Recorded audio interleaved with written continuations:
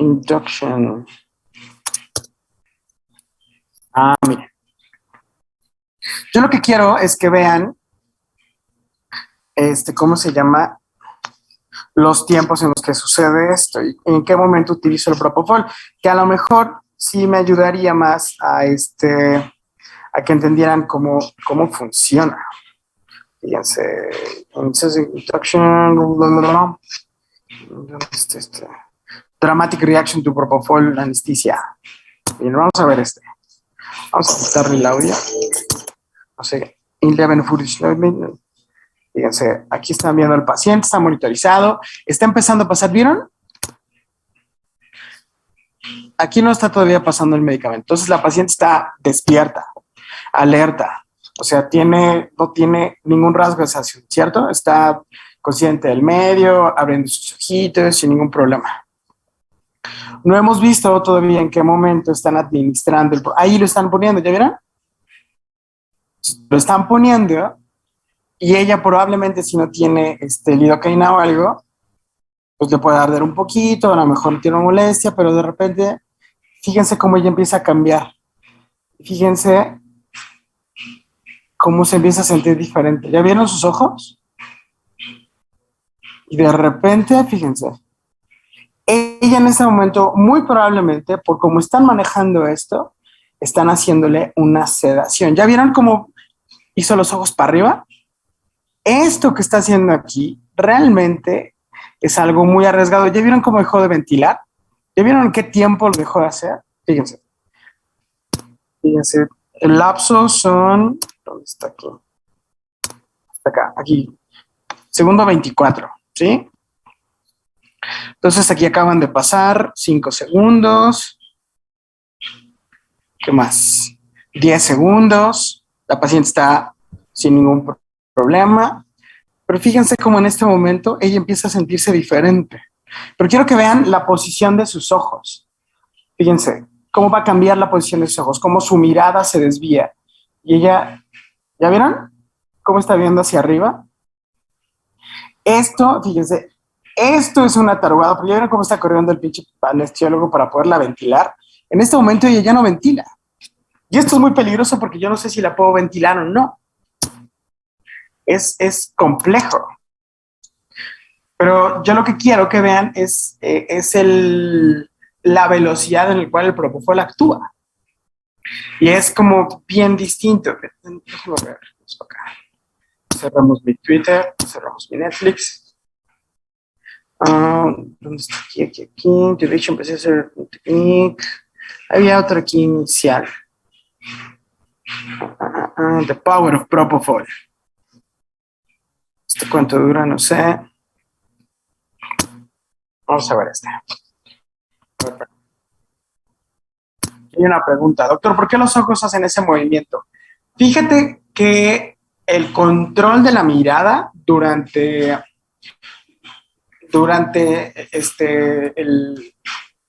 los diferentes estados de la conciencia, como habíamos estudiado, por ejemplo, en este momento tú tienes tu mirada dirigida. Tú diriges la mirada porque estás concentrado a lo mejor en este momento en la pantalla y estás viendo las cosas que yo estoy haciendo. Pero cuando nosotros dormimos, tendemos a hacer movimientos en los ojos.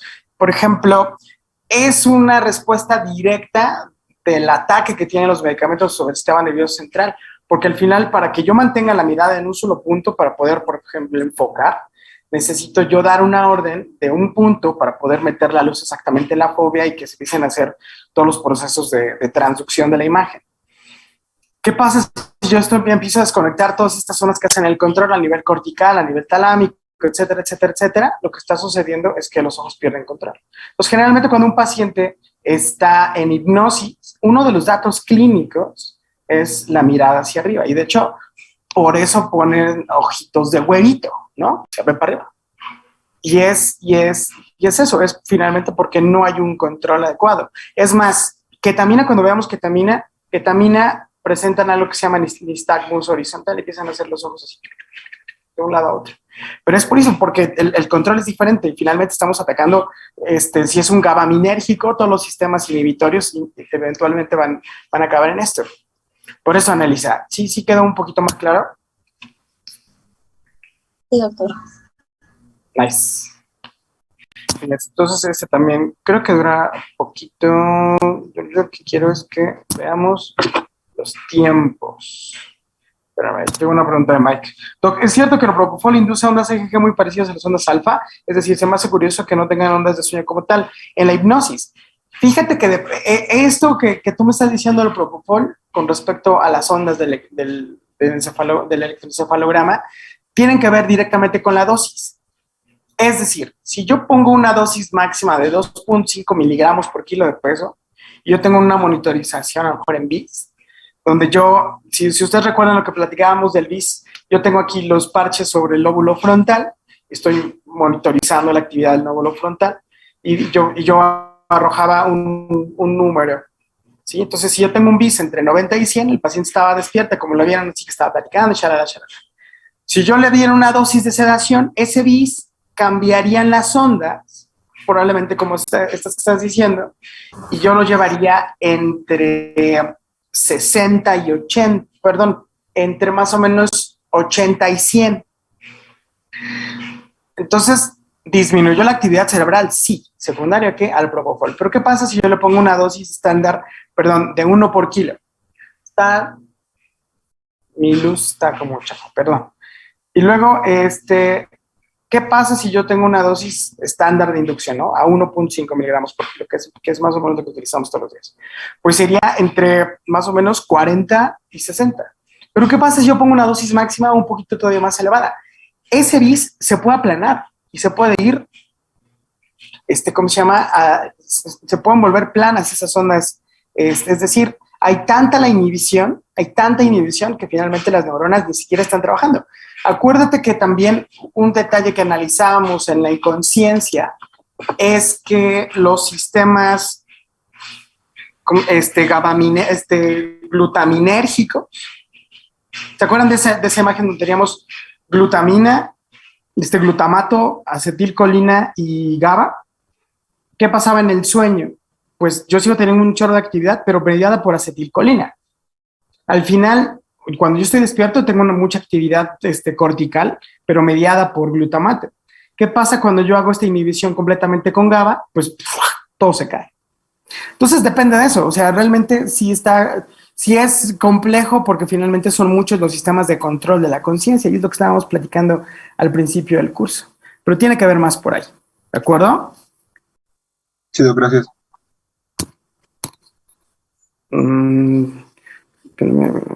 Los tiempos. Aquí tienen al propofol. De hecho, es una jeringa de 20, entonces tiene más o menos de 10 miligramos por mililitro. Este es el BIS. Aquí ya está dormido. ¿Vieron cuánto tenía? Tenía 23 de BIS. Entonces, aquí ya lo durmieron. Ya qué chiste. O la otra puede ser, fíjense, que tenga una sedación con algo más, con midazolam, dexmedetomidina, etcétera, etcétera, que esté condicionando ese bajón en la supervisión. Y fíjense, le está poniendo en este momento el propofol. Y fíjense qué le va a pasar a sus ojos una vez más. Cuando este paciente que está bien cuidada la vía aérea, que está preoxigenado, que yo lo puedo dejar en apnea un rato, sucede. Fíjense qué tiempo tarda. ¿Ya vieron cómo están sus ojos? ¿Ya vieron cómo desapareció aquí? Es más, se ve cómo se mueve el ojo hacia arriba, cómo desvía la mirada. Fíjense, lo voy a poner un poquito más. Fíjense, está viendo hacia abajo enfrente. ¿Ya vieron? Pero empieza a inducirse. ¿Ya vieron qué le hizo al ojo? Se fue para arriba. Entonces, ¿y qué le hizo al BIS? Muy probablemente aquí lo abolió, si tenía tan poquito. ¿Ya vieron? Entonces, aquí lo están ventilando, tiene su capnografía, satura 100%, tiene 73 de frecuencia y tenía una presión adecuada. Entonces, aquí ya está dormido y está en el momento del efecto absoluto del propofol. Entonces, si ya vieron, sí es muy, muy, muy rápido su acción. Y esto es más o menos lo que pudiéramos ver en quirófano. Entonces ya está en condiciones, obviamente pasa tiempo, ya está en condiciones de intubación y el paciente sin ningún problema es intubado, porque tiene condiciones de intubación. Entonces, la ventaja del propofol es esto, su velocidad, su velocidad. Y es como padrísimo. Y algo que me gusta muchísimo de la anestesia es eso, que estos cambios y la aplicación de los medicamentos se ve prácticamente de forma inmediata cuando tú lo estás aplicando. Y eso es como padrísimo. ¿De acuerdo? Muy bien. Entonces, vayamos una vez más aquí a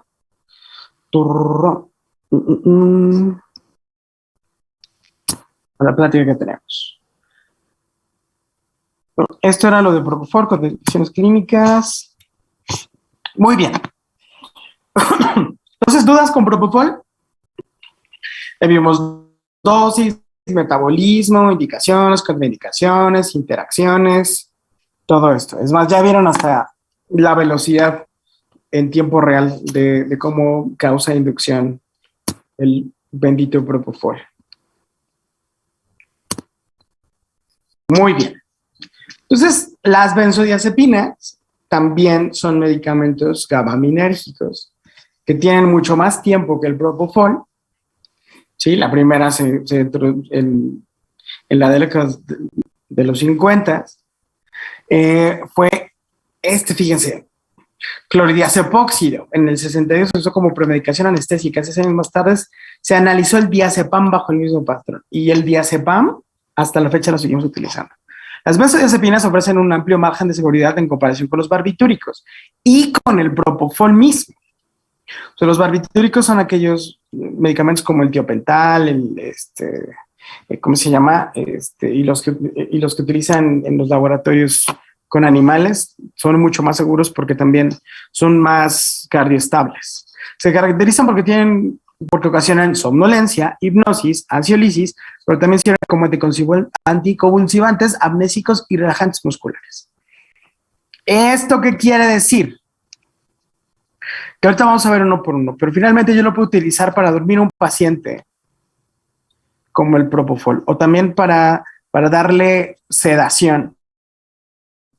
O, por ejemplo, como premedicación, son buenísimas las benzodiazepinas a dosis bajitas, causa que si el paciente que está ansioso, que está nervioso, que tiene como mucho nervio para entrar, el paciente entre muchísimo más tranquilo. Ayuda a la ansiolisis. Como anticonvulsivantes, porque obviamente también son gabaminérgicos, porque disminuyen el trabajo electroencefalográfico, pero esta es una característica bien importante, producen amnesia. El Propofol tiene algunas asociaciones con amnesia, pero las benzodiazepinas es el medicamento que mayor amnesia me da, amnesia retrógrada. Es decir, a partir del momento de la inducción no recuerdan para atrás. Y obviamente depende de la dosis, cuánto no van a recordar. Por eso, por ejemplo, ¿te han escuchado de los Rufis? Es una rape drug súper utilizada en Estados Unidos. ¿Vieron Hangover? La de ¿qué pasó ayer? La droga que utilizan en el techo cuando agarran la fiesta es un Rufi, es una benzodiazepina. Es una benzodiazepina de acción prolongada que tiene el mayor efecto amnésico. Entonces, por eso lo utilizan tanto los desgraciados hijos de puta, porque tú le das un flunitrazepam a un paciente, que puede ser por vía oral, y el paciente va a tener sedación, va a tener muchas otras cosas, pero fuera de todo, no se va a acordar qué sucedió. Entonces, por eso es tan peligroso. Y como relajante muscular. Esto, o sea, no es un relajante muscular como el cisatracurio, el becuronio, la succinilcolina. O sea, no bloquea los receptores nicotínicos para evitar la transmisión del movimiento, sino que este estímulo gabaminérgico inhibitorio evita, como decir, relaja las conexiones que tenemos. Acuérdense que los músculos funcionan con usos musculares y con el aparato tendinoso de Golgi para mandar información hacia cerebelo y corteza de cómo están las condiciones del músculo. Entonces, las benzodiazepinas, sobre todo el diazepam, se utiliza muchas veces en cócteles con analgésicos y con esteroides para, por ejemplo, una contractura muscular, poderla tratar. O sea, no directamente sobre el músculo, sino sobre las conexiones que tiene. Por eso se le denomina también relajante muscular.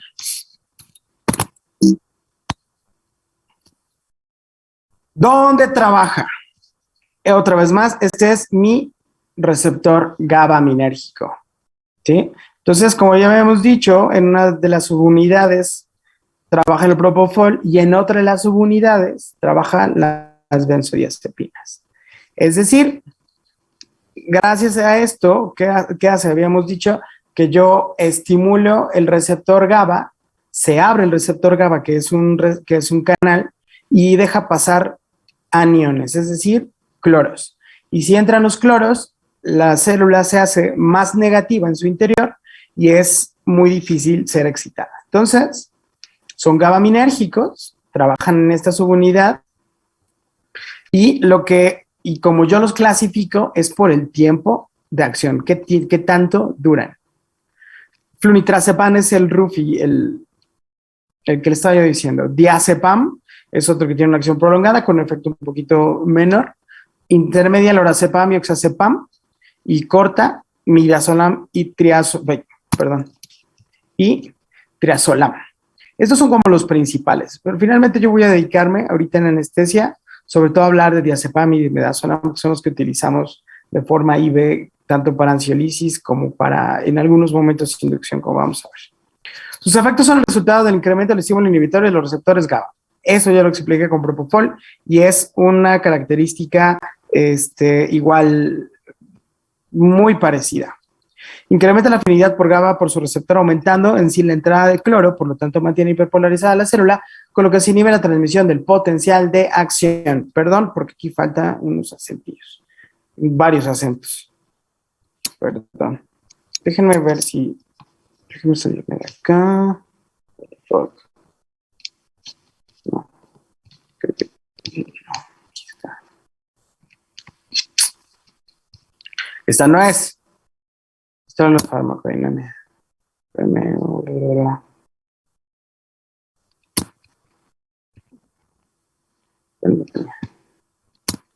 Aquí está. Es el que quería que viéramos grandote. Perdón. Pero quiero que vean la imagen mejor. ¿De acuerdo? Entonces, ¿qué es lo que está haciendo aquí para que se entienda? Está peleándose por GABA. ¿Ya vieron? En vez de que llegue GABA, de forma natural, llega a mi benzodiazepina. Activa este canal en la subunidad alfa y entra el cloro. Y si entra el cloro, la membrana se hace negativa. Pero era algo que quería que vieran, no por otra cosa. Esta imagen está bonita. Entonces, ¿qué significa esta de acción larga, corta y ultracorta? Una de acción larga, como ya habíamos dicho, como el diazepam o estos, sobre todo el diazepam, tiene efecto por más de 12 horas. O sea, una dosis adecuada de diazepam, tú te puede dejar un efecto adecuado. Por eso, si han escuchado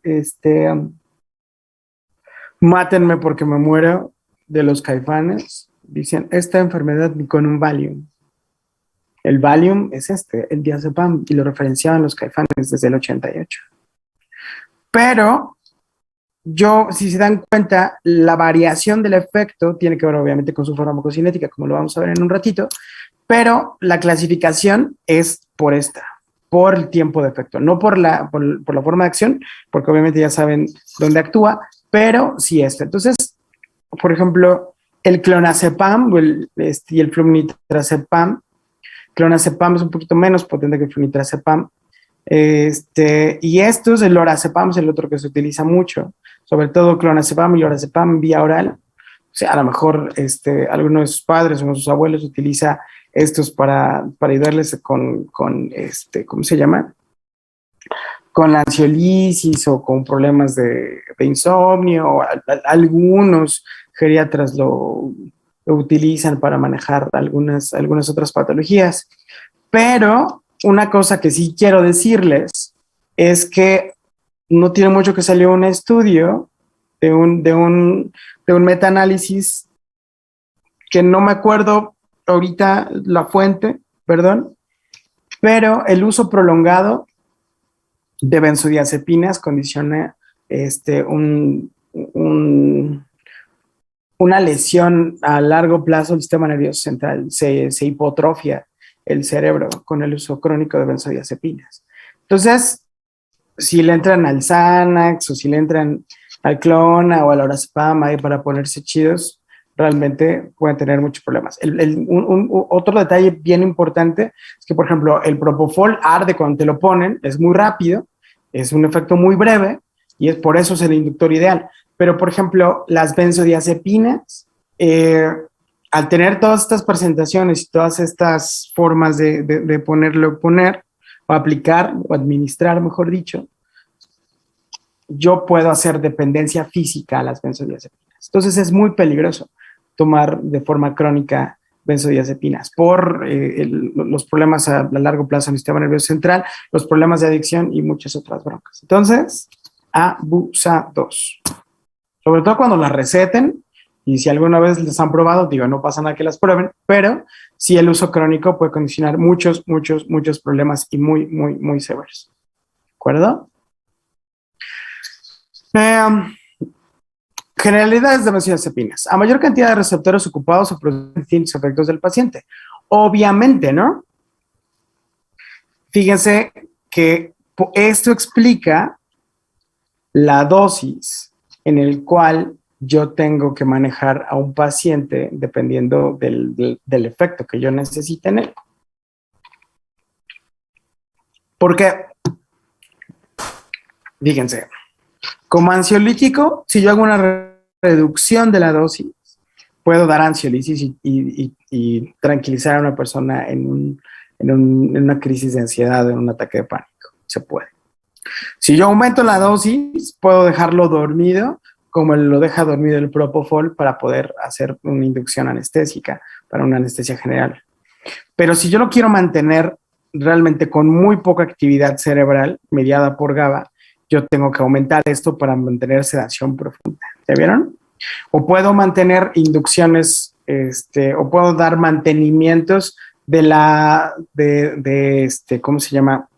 Durante una cirugía completa con dosis más altas también de benzodiazepinas. Entonces, esta correlación es bien importante, que dependiendo de la dosis, yo voy a obtener un efecto clínico. Fíjense también que esto también es bien importante como anticonvulsivo. Pero obviamente yo debo tener una vía permeable, aunque, por ejemplo, yo lo puedo poner también midazolam intranasal en estos pacientes que están teniendo que yo no tengo una vía permeable, porque a lo mejor están en el consultorio y de repente tienen una crisis convulsiva y muy probablemente pues, lo ideal es tratarlo lo antes posible. Entonces, probablemente a lo mejor después del evento, que dura unos segunditos, yo puedo ponerle una dosis de midazolam con baja intranasal para poderlo ayudar. Pero porque lleva unas preguntillas. Joshel, Doc, ¿los pacientes siempre se preocupan por la dependencia del fármaco? ¿Realmente? ¿En qué dosis o en qué tiempo se genera? Dependiendo más del paciente. Fíjate que depende mucho del paciente, pero también depende mucho de la dosis y del tiempo. Entonces, obviamente, tú cuando tienes una exposición por más de 2 o 3 semanas a ese medicamento, donde no tienes como, es decir, si tú quieres manejar esto, deben ser por periodos muy breves, porque puedes condicionar al paciente a esto. Entonces, de hecho, creo que lo máximo recomendado, no estoy seguro, pero tengo que checar bien el dato, no deben ser mayor a 2 semanas. Sí, claro. Fíjate que Mike pregunta algo bien importante. Dice, Doc, ¿una dosis alta de benzodiazepinas por alguna equivocación del paciente podría causar depresión respiratoria? Claro, absolutamente. ¿Por qué? Es lo que estamos diciendo. Fíjate que a lo mejor él toma lorazepam vía oral, ¿no? Pero a lo mejor él se toma media pastilla y con eso le ayuda perfectamente a conciliar el sueño. Pero ¿qué pasa si se avienta toda la caja completa? Yo estoy aumentando la dosis de forma exponencial y ya no voy a tener solamente el 20% de los receptores. Voy a llegar a esto. Y uno de los datos clínicos de la sedación profunda es depresión respiratoria. Obviamente la hipnosis está absolutamente abolida la respuesta ventilatoria. Entonces sí, totalmente. Es bien importante tener esa consideración. Sigamos, muchachos. ¿Para qué utilizamos las benzodiazepinas? En anestesia, como medicación anestésica previa. Si el paciente tiene así, no, doctor, fíjese, es que yo voy a hacer y ya sé que ya me explicaron, pero fíjese que no puedo dormir y es que estoy... No, no, no. Bueno, yo le pongo un poquito de midazolam al paciente. De una forma segura, por ejemplo, esto yo generalmente lo hago en la recuperación. Entonces, en la recuperación, que llega el paciente, que yo ya lo conocí, que llega y lo prepara enfermería, que se monitoriza, se vuelven a checar sus datos, se vuelve a corroborar el ayuno, por ejemplo, hay protocolos de manejo de hospital seguro, donde yo marco la zona donde se va a operar el paciente, los hercios, etcétera, etcétera. Todo esto, cuando de repente llegaron más de 15 personas diferentes a preguntarte, ¿y cómo está? ¿Y qué tiene? ¿Y es esto? ¿Y está listo? ¿Y la operación? Es muy estresante para muchos. Entonces, generalmente a estos pacientes se les pone dosis muy chiquitas de midazolam y me ayuda a esto, a la ansiolisis, no a calmar la ansiedad. Yo puedo utilizar el diazepam y el midazolam como inductor porque también fungen como son presentación IV. El flunitrazepam también había IV, pero tiene mucho tiempo que yo ya no lo he visto. Pero diazepam y midazolam se pueden utilizar como inyección sin problema. Coadyuvar con la anestesia IV total. Por ejemplo, en la anestesia intravenosa total, yo puedo dar ataralgesia en asociación con ketamina. ¿Esto qué quiere decir? Que yo con otro inductor que interviene en los receptores no gabaminérgicos, sino en los receptores NMDA, que son sensibles a glutamato, yo estoy coadyuvando a que cuando trabajen los de ketamina, también están trabajando los GABA. Entonces estoy haciendo ataralgesia, que es un término cagadísimo porque parece más como de atarugar al paciente, pero el término es así. Luego, complementar la anestesia regional, sedación. Yo generalmente siempre les doy sedación a mis pacientes que van a ser bloqueados. A mí me gusta hacer más sedación con fentanil que con midazolam, pero obviamente con midazolam también ayudan muchísimo. Es decir, si tú lo sedas previamente al procedimiento, el paciente coopera mucho más porque ya no está ansioso. Sedación posoperatoria en pacientes excitados del posoperatorio inmediato en terapia intensiva. Totalmente. Si el paciente todavía sale, por ejemplo, eso, que de repente, ¿qué me hicieron? ¿Y por qué? ¿Qué sabe qué? ¿Qué sabe cuándo? Que está muy ansioso. ¿Y qué me va a pasar? ¿Y doctor? ¿Qué encontraron? Etcétera, etcétera, etcétera. Y que no son momentos para discutir como ciertas cosas porque el paciente no está al 100%, no está en condiciones, a lo mejor sangró, etcétera, etcétera. Yo puedo ayudarme de benzodiazepinas para darle una sedación postquirúrgica. Entonces también se vale. El antídoto, que también es decir, es un antagonista directo.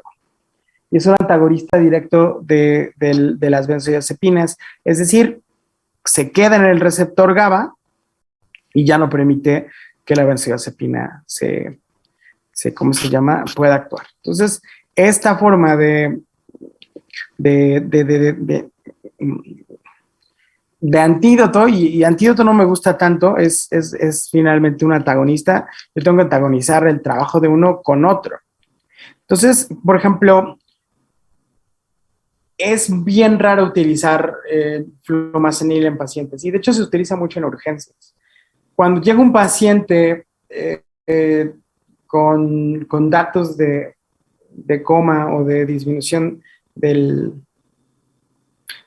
estado de la conciencia, puede ser obviamente por choque o puede ser por intoxicación, ¿no? Puede ser por monóxido de carbono o puede ser por la utilización de sustancias. Generalmente, por ejemplo, si este abuelito que se echó, como estaba diciendo Mike, una benzodiazepina oral, aumentó la dosis, hizo depresión respiratoria o tiene una sedación muy profunda y el paciente llega grave a urgencias, algunos protocolos de manejo para las alteraciones del estado de conciencia incluyen flumazenil. Si el paciente viene indicado y no sabe, y antes de tomarle una prueba, yo puedo poner flumazenil y tratar de revertirlo con esto. ¿no? También se utiliza revertidores para los opioides y puede hacer otras cosas. Pero finalmente lo que más se utiliza es esto, flumazenil, porque farmacológicamente me da esa oportunidad. El diazepam, como ya vimos, tiene efecto largo, es insoluble en el agua. ¿Eso qué quiere decir? Que va a tardar más tiempo en actuar, ¿cierto? Si los que son solubles en aceites trabajan rapidísimo porque se meten rápido a las células, pero el diazepam no. El pico de absorción oral, miren nada más. ¿Vieron? Entre 30 y 90 minutos. Yo me tomo una pastillita de Valium y el efecto va a empezar mucho tiempo después. ¿Ya vieron cómo estábamos hablando de segundos con relación al propofol? Ahora estamos hablando de minutos. La biodisponibilidad es del 94%. ¿Esto qué quiere decir? Que el 6% va a estar asociado de forma libre. Por vía intramuscular su absorción es errática por lo mismo, por esto, porque no es soluble en grasa. Entonces, no sabemos cómo se va a comportar también. Entonces, ¿se puede utilizar IM? Sí, pero yo a lo mejor esto lo puedo prolongar en vez de que sea 30, se acerca muchísimo más a los 90 minutos. ¿Quién lo metaboliza? Obviamente el hígado por estas vías enzimáticas, sobre todo P400, el citocromo P450, se oxida y los metabolitos son la N-metildiazepam o nordiazepam. Entonces, su metabolismo es principalmente hepático. Sus metabolitos son eliminados en forma de glucoronato y, fíjense, esto es lo otro importante, menos del 2% del fármaco inicial es eliminado por la. Entonces, su metabolismo principal es hígado. Entonces, ¿qué pasa si yo tengo un paciente que es hepatópata, ¿no? O que tiene un Child-Pugh-C y que además está con una disminución de las proteínas plasmáticas? Yo tengo que ajustar esta dosis. ¿Por qué? Porque si no voy a tener un efecto muchísimo más prolongado en mi paciente. Muchísimo más prolongado en mi paciente, ¿no? Viene presentación de 10 miligramos en 2 mililitros o 5 miligramos por mililitro. Es decir, una ámpula que es de 2 mililitros son 20 miligramos. Así viene la ámpula de 20 miligramos. Yo generalmente, cuando ahorita vamos a ver las dosis, pero yo generalmente esta la trato de diluir en 10 o en 20 mililitros para poder aplicar de una forma más segura. Si lo llevo a 20 mililitros, tengo 1 miligramo por mililitro. Si lo llevo a 10 mililitros, tengo 2 miligramos por mililitro. Y es una regla de 3 súper básica, súper básica. Y esto, aunque pareciera extraño, así como estoy platicando, a los residentes cuando llegan al hospital les cuesta mucho trabajo hacer estas conversiones. Por ejemplo, con fentanil, que son 500 microgramos en 10 mililitros. Yo lo llevo a 10 y, bueno, ¿cuánto el mililitro, cuántos microgramos tiene? Pues 50, ¿no? 50 por 10, 500. Entonces, todas estas cosas en las presentaciones es bien importante que ustedes las conozcan, porque a lo mejor dijeron, ¿sabes qué? Es que me pusieron 2 ámpulas completas, me pusieron 40 miligramos a un paciente. Pero finalmente así viene en el ámpula, así viene retratado en la etiqueta. Farmacodinámica. No sabemos todavía por este mecanismo, sobre todo, que no es tan soluble en grasas, si es o no multicompartimental. Pero esto puede explicar también su comportamiento, ¿no? Sobre todo su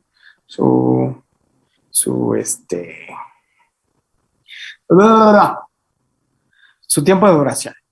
Pero fíjense, yo lo reparto más o menos en 60 segundos, pero yo empiezo a tener efectos más o menos después de los 3 a 4 minutos. Es decir, yo necesito más o menos 5 minutos para que el diazepam empiece a hacer efecto. 5 minutos. No 40 segundos o 30 segundos como el propofol, sino necesito muchísimo más tiempo, muchísimo más tiempo. Dura más o menos entre 1 y 6 horas. La vida media, ¿ya vieron? Tiene que ver acá. Pero fíjense sobre todo en la vida media gama. ¿Cuánto tiempo tarda en ser eliminado? 45 horas, 2 días. ¿Ya vieron? Finalmente, esto ya lo habíamos analizado, pero estas vidas alfa, beta y gamma varían mucho, pero aún así yo tengo un efecto muy prolongado. Estas vidas ya habíamos dicho que no lo íbamos a analizar ahorita porque no me interesan tanto en ustedes. Ya habíamos visto que tiene una ionización alta, pero no tan alta como Propofol. Propofol es arriba del 98%. Aquí son solamente el 96%. Es decir, este 4% es el que está tratando de trabajar y aún así le cuesta mucho trabajo trabajar, o le cuesta mucho más tiempo instalarse. Si es insoluble al agua, es decir, es hidrofóbico, ¿no tendría que ser lipofílico?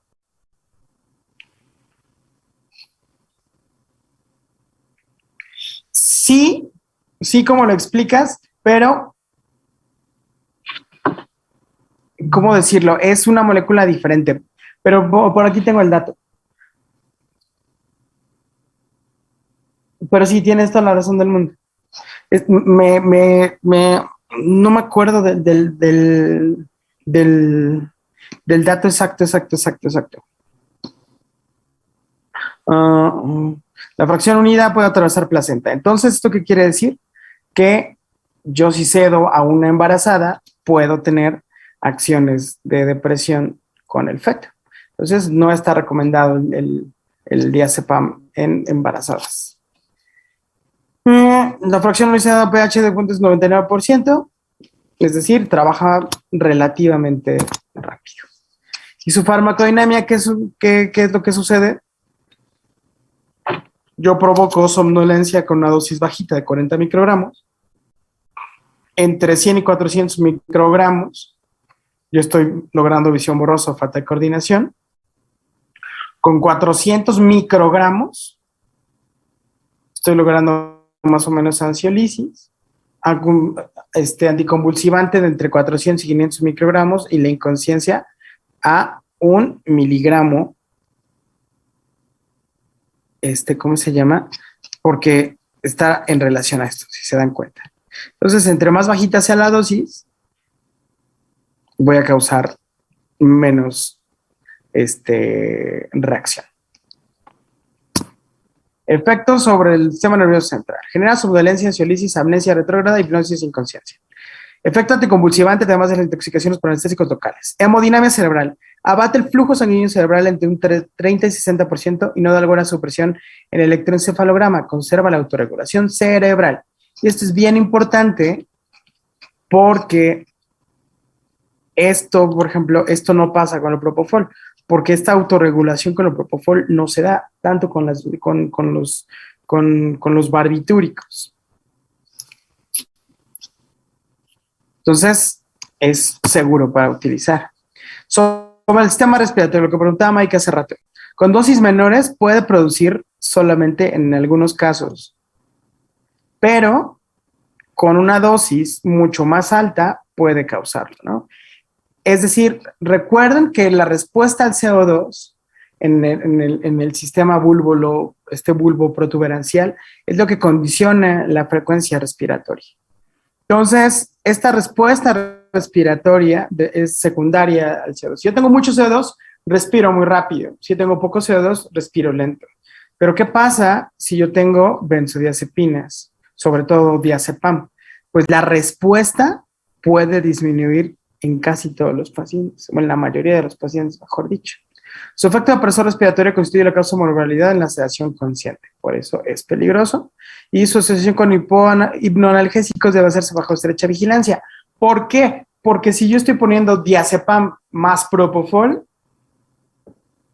pues obviamente ese paciente por la asociación y por la sinergia, pues va a causar muchísimos problemas.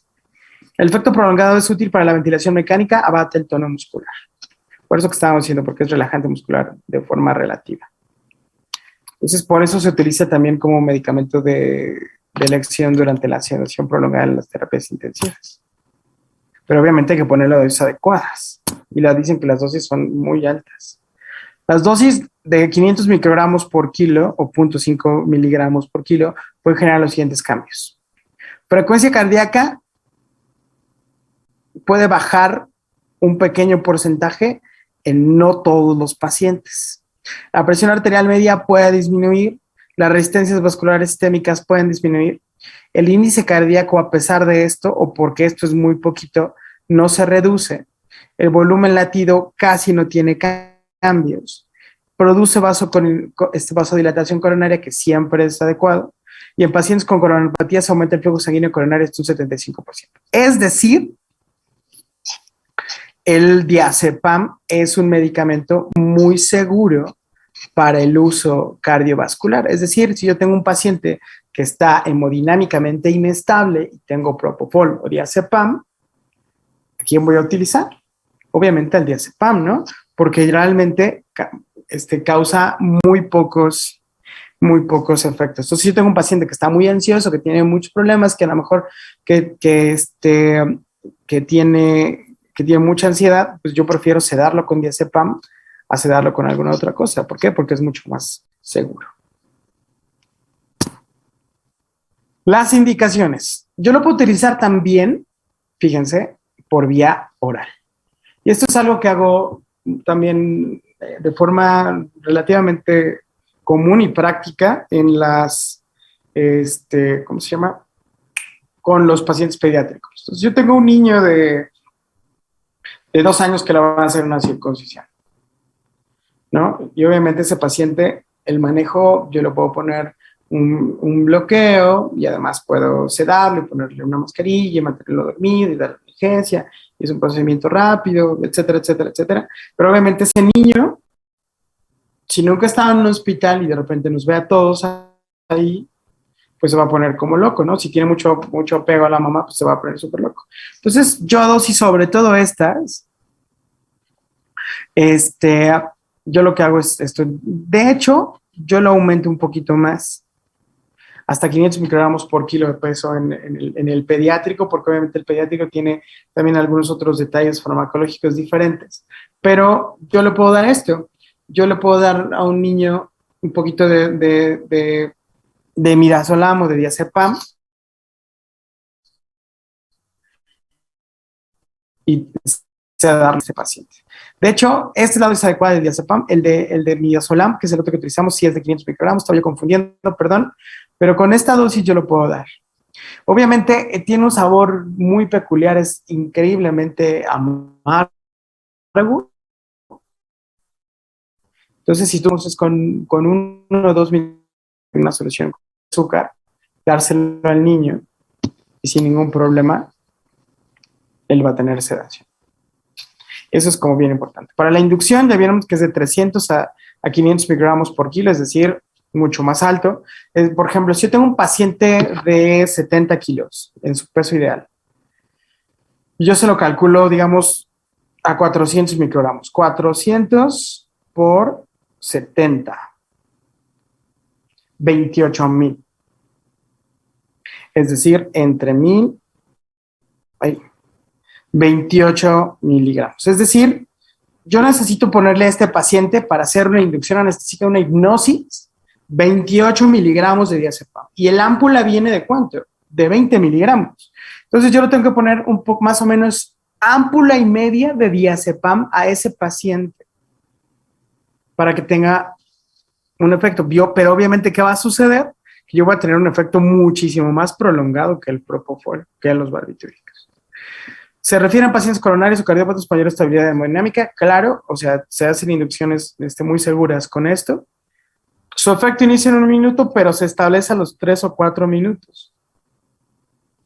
Y este periodo de inconsciencia con esta dosis única va a durar 22 minutos. Va a durar más del doble, creo que dura el propofol. Pero, obviamente este paciente va a tener muchísimo más sedación post-inconsciencia. Es decir, ¿se acuerdan que una de las características del propofol es que tenía un despertar como muy tranquilo? Bueno, este despertar es decir, ¿cómo estás? ¿Cómo estás? Bien, doctor. Sí, doctor, sí, estoy bien. Y van a seguir durmiendo y se van a echar mucho más tiempo. No abate la respuesta a la laringoscopía y a la intubación. Obviamente, yo necesito, como ya saben perfectamente, no solamente diazepam, sino también opioide para quitarle el dolor y obviamente relajante neuromuscular para que no se mueva y yo pueda hacer una inducción adecuada. La hipotensión y la hipovolemia limitan su empleo, sí, pero no tanto como en el propofol. Pacientes que no se requieren disminuir las resistencias vasculares sistémicas, como el taponamiento cardíaco, está limitado su empleo. ¿Sí?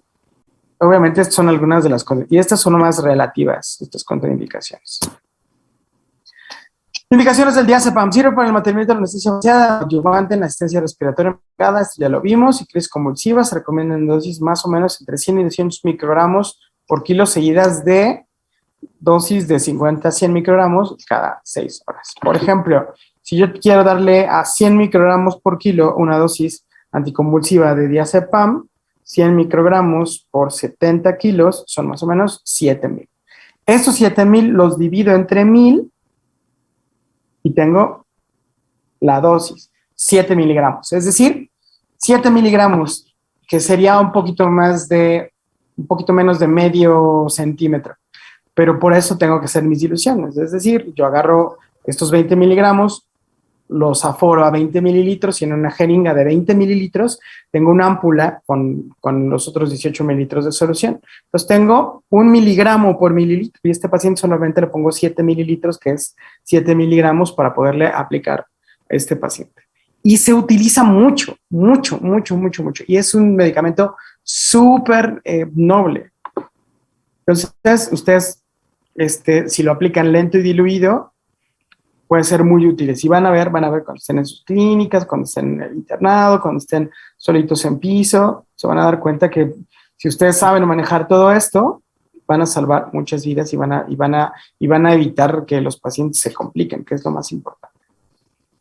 Síndromes miasténicos, miastenia gravis, porque obviamente la autorregulación del trabajo muscular se ve afectado por estas condiciones que habíamos visto, entonces a los pacientes les cuesta moverse de una forma más aún. Y obviamente depende muchísimo de qué tan avanzada esté la miastenia gravis. Perdón.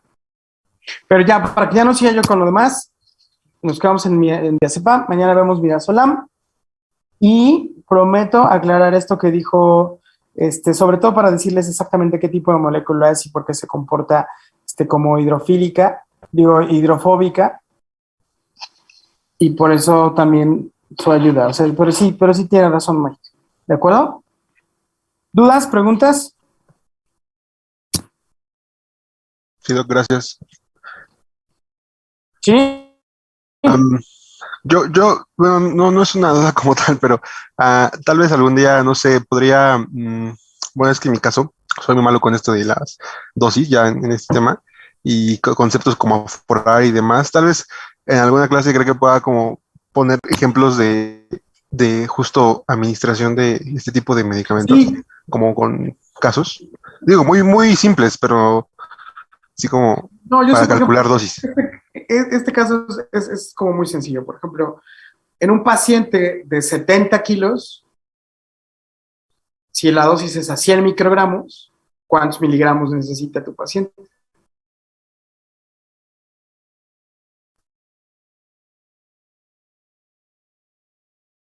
Entonces, si por cada kilo le tocan 100 microgramos, ¿cuántos miligramos al final le toca a tu paciente?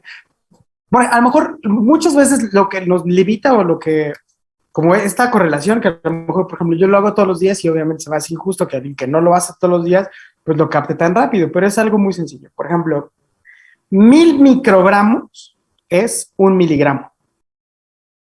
Entonces, por ejemplo, si el ámpula viene de 20 miligramos y yo en un mililitro tengo 10 miligramos, por eso me es más fácil aumentar su volumen para disminuir su concentración y hacer el cálculo. Pero es solamente una regla de Es pura tres. regla de tres. Ya. Pura regla de tres. Y el chiste es ahí, saber que 1 microgramo, yo necesito 1,000 microgramos para juntar 1 miligramo. Y esa es la respuesta. Cintia levantó su manita. ¿Qué pasó, Cintia? Dígame, doctora Ruiz Rodríguez, perdón. Doctor, sí me escucho bien, es que está fallando mi internet. Sí, te Sí se escuchas escucha. muy bien. Ok, de lo que comentaba el compañero de la duda de las características fisicoquímicas, doctor. Bueno, aquí tengo un pedacito, pero más o menos tiene que ver que la molécula como tal sí es liposoluble a un pH fisiológico. Pero todas, el midazolam, el diazepam, el lorazepam y todos esos. Pero se supone que aquí dice que es hidrosoluble cuando la fórmula está en un medio ácido, por ejemplo, un pH de 3.5, es cuando cambia la solubilidad. Y más que nada porque comentaba la literatura que como tienen el anillo imidazólico, este se oxida y entonces cambia. O sea, la molécula como tal, o sea, como viene el anestésico, ese es liposoluble, pero ya cuando se introduce al medio fisiológico, el mismo pH del cuerpo cambia, lo oxida, entonces cambia y se vuelve hidrosoluble. Pero si quiere le paso al compañero Mike, le paso la fotito o lo subo así, la captura. Es una característica fisicoquímica. Va. Fíjate que eso es bien importante, porque, por ejemplo, eso es, si se acuerdan de la tabla, eso es lo que explica más o menos el pK. ¿Cómo se comporta el medicamento con respecto al pH ideal? Si yo tengo condiciones que no están en la unidad del pH, obviamente, si estamos hablando de compuestos químicos, van a poder variar su comportamiento. Entonces, sí, muchísimas gracias, Cintia. Doctor, y de hecho, bueno, no sé, es una duda ahorita me surgió con lo que acaba de comentar. Probablemente entonces por eso se tenga que hacer la sinergia, ¿no? Con un barbitúrico. Generalmente, sí, no es tan común la sinergia con barbitúricos, sino se hace con otros medicamentos que a lo mejor si ya tienes un gabaminérgico como más una adición, doctor. Exactamente, sería una adición. O sea, si tú quieres realmente que el efecto sea más potente, pues pones otro del mismo, ¿no? A lo mejor midazolam, barbitúricos, lo que quieras. Pero, por ejemplo, si quieres un efecto diferente, complementario, entonces sí utilizarías a lo mejor algo más, ¿no? Un agonista alfa 2, estos, ¿cómo se llama? Estos inhibidores de los N-metildiaspartato. Depende de lo que necesites. Y obviamente tratando de que sea lo más adecuado para el paciente. Pero sí, todo, absolutamente de acuerdo. Sí, doctora Ruiz, muy de acuerdo. Gracias, doctor. Bueno, ¿alguien más? ¿Todo bien? Bueno, nos vemos mañana. Los TQM, cuídense hartísimo, por favor.